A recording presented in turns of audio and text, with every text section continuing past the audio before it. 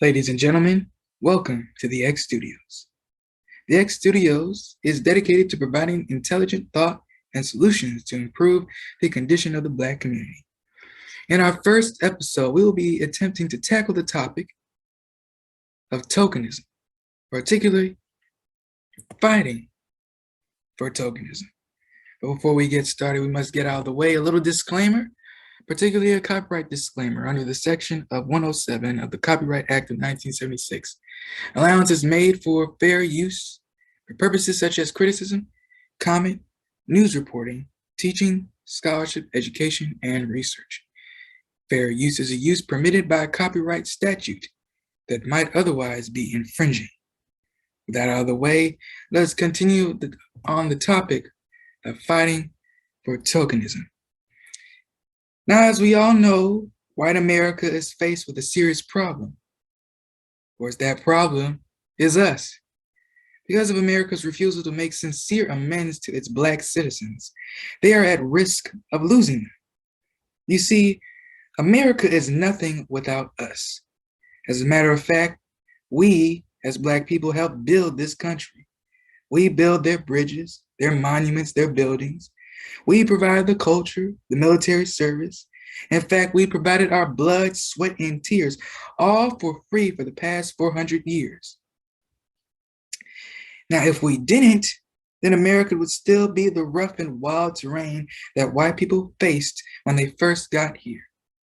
Now, Black people are demanding compensation for their actions, and white people know this, which brings up the dilemma that white people are now facing. You see, white America knows that without Black people, they have and will lose, and they will lose what they hope to gain and what they have gained. In fact, what they hope to gain will be a mere fantasy if Black people do not exist in the equation of America. Yet if we stay, they will still have to continue to hear the constant cries for justice and compensations for the years of abuse Black people have endured. So white America has only one option. That option is tokenism.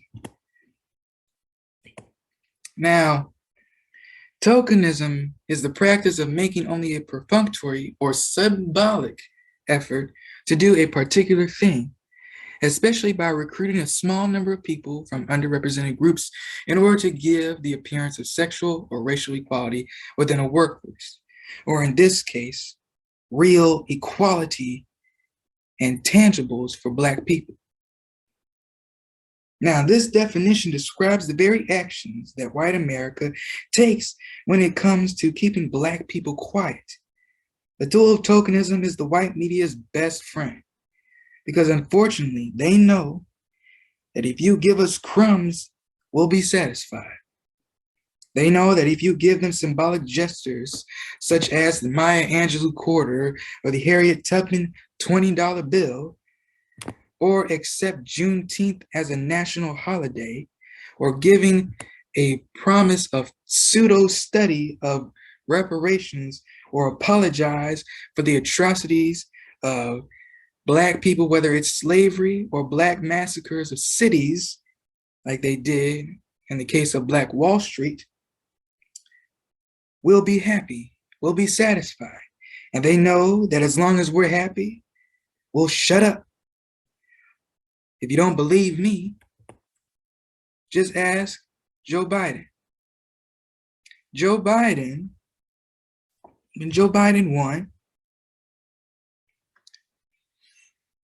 Black people were so excited. We were so excited that we went ski wing and tap dancing all the way home because Joe Biden won over Trump. Joe Biden took out the boogeyman.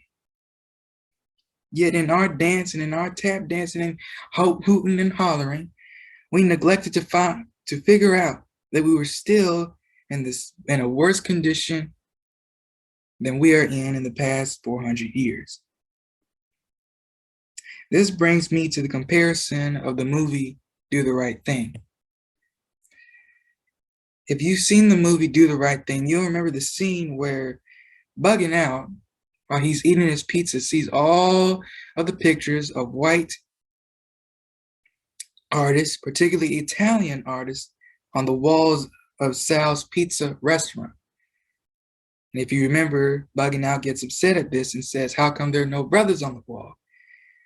Now, Sal says a very important thing that to the average integrationalist would seem offensive. But Sal says, when you get your own place, you can have your own pictures on your own wall. This is very true. For we would not be fighting for tokenism, or fool to be fighting for tokenism, if we would only focus on getting our own wall, our own restaurant, our own communities, our own land, our own schools, to educate our people into building a better society for ourselves. But the reason why we don't do this is because we are hooked on this idea of white acceptance, or the idea of assimilation fantasies. You see, our fantasies of being involved in the so-called American dream while singing and holding hands with white people is the main drive of why we are satisfied with the crumbs that America gives us. This is the main reason why I believe we cry Black Lives Matter. Now, nothing is wrong with the saying itself. When you put a bunch of Black people together in the streets while screaming to white people that Black Lives Matter, it indicates that Black lives don't matter unless white people say that Black lives matter. So when white people show the inkling of acceptance of Blackness, we jump for joy because we believe that our fantasies have been fulfilled. Now, no one could put this better than the late, great Dr. Amos Wilson, which talks about the problem with assimilation fantasies. In fact, let me pull up this clip.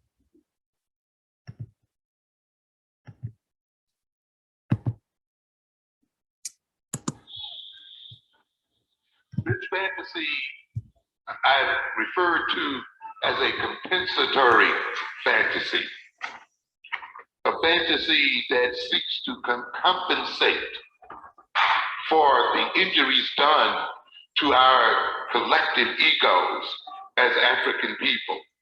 We tend to think of children as being involved a great deal in fantasy, but we must recognize that fantasies are things that are with us throughout our lives, and that we, even as adults, are guided by very powerful fantasies.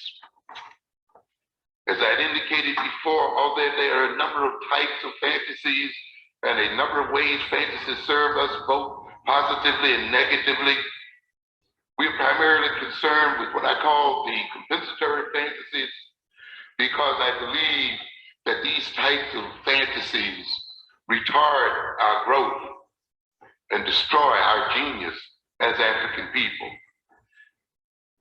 I've indicated that fantasies are perceived as what we call ego defense mechanisms in psychology. That is the means by which we try to defend ourselves against disappointment, against failure, against threat, against stress, anxiety, and fear. These emotions are highly upsetting and unpleasant, and certainly we try to bring them to an end as soon as we possibly can. We have mental means by which we try to reduce their intensity or to eliminate them, period. Some of the methods we use are methods that rely on the distortion of reality.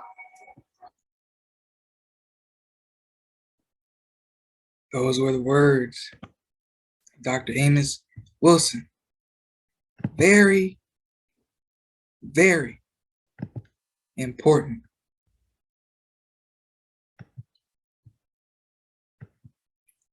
For those of you who don't understand what he's saying, he was saying that these fantasies, in summary, and these fantasies serve as mechanisms of defense from things like fear, disappointment, threats. If you know anything about our history, you'll understand that The legacy of Black people in America has not been an easy one. We have faced disappointment. We have faced strife. We have faced stress. And one of the ways now, our coping mechanisms now, is the fighting for and the satisfaction of these fantasies. A recent example of this kind of behavior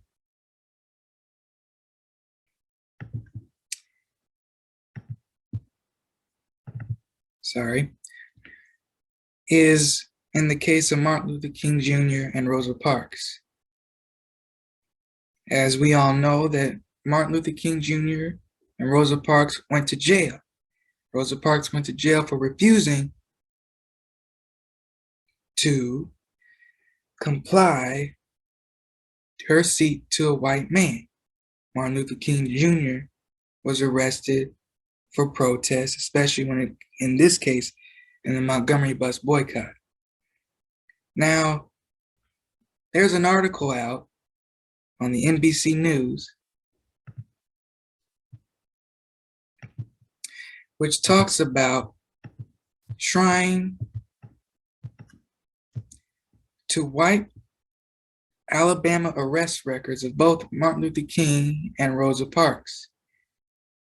I'll read a little bit of this article for you and to show you how this attitude, this fight is harmful when it comes to the advancement of the Black community. The article starts off by saying, the quest by a civil rights pioneer to have her arrest record wiped clean nearly 70 years after she protested racial segregation has raised the possibility of similar bids to clear the names of Rosa Parks and Martin Luther King Jr., whose convictions remain on the books in Alabama's Capitol. Parks, a Black seamstress and activist who was convicted of violating racial segregation laws after refusing to give up her bus seat to a white man in 1955, was convicted of violating racial segregation laws. King, who helped lead the resulting Montgomery bus boycott, paid a $500 fine after being convicted in 1956 of violating a law banning boycotts. Parks refused to pay her $10 fine, and she and King went on to become icons of racial justice and the modern civil rights movement. Yet these cases remain on the books in Montgomery, says civil rights attorney Fred Gary, who represented both. In the case of King, an up-and-coming pastor at the time, efforts to reverse the conviction in court failed, Gray said.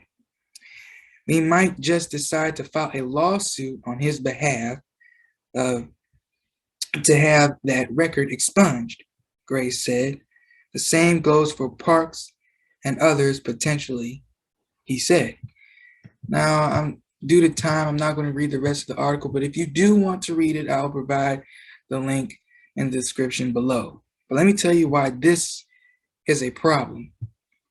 First of all, the very notion of expunging Martin Luther King Jr. and Rosa Parks arrest records, the very idea of this as a legitimate fight for Black people is ridiculous. In fact, the very idea of this being a main concern of anybody is ridiculous. Because one must ask the question, how is the expungement or the erasure of these icons' records going to help the whole of the Black community? Will the erase of Martin Luther King and Rosa Parks records solve police brutality? Will it solve gentrification, the miseducation of Black children? Will the expunging of these arrest records solve the problem of economic disenfranchisement of Black communities?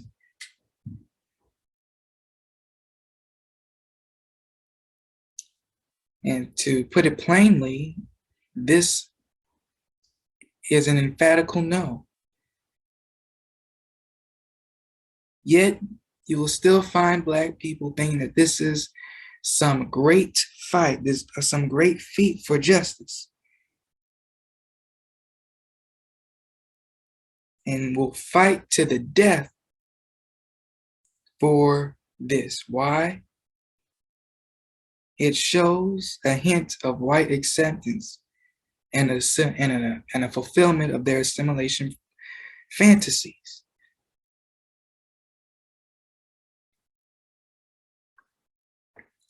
And in addition to that, it fulfills white people's goal of quieting the masses of Black people. This issue is a token issue. This issue is an issue of irrelevance. And for some reason, the white media tries to promote this as an issue of relevance. Again, an example of tokenism. Malcolm X expands on this in this video on tokenism. Integration. That's token integration. What is a token? If you go outside and get on the streetcar, you put a token in the box.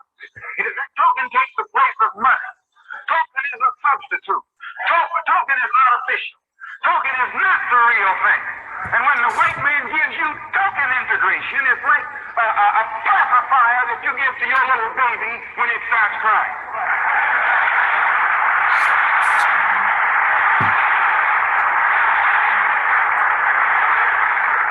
You pacify that little black baby to keep it from crying, but you don't give it milk, you give it a substitute. You give it what looks like milk. Do you understand that? So now the Honorable Elijah Muhammad has shown us where the white man here in America is doing the same thing right now with the black man. He's giving you and me a token form of integration. And this token integration automatically already is meeting with rebelliousness from white people. They don't even want token integration. They turn Little Rock upside down to keep out token integration. They turn Georgia University upside down to keep out token integration. While the white women went crazy in New Orleans, Louisiana, with token integration. What do you think they would do if a black man had nerve enough to stand up and ask for the real thing? Why, that white man would go crazy showing up.